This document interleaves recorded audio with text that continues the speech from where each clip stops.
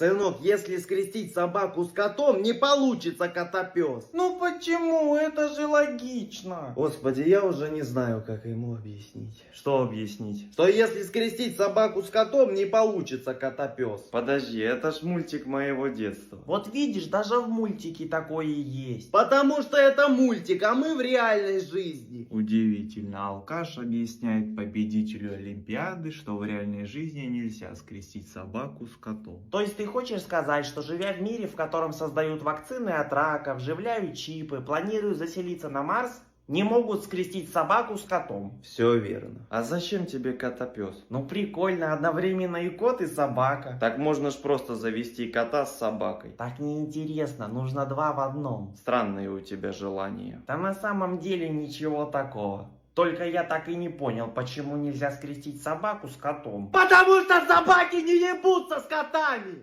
Вот теперь понял.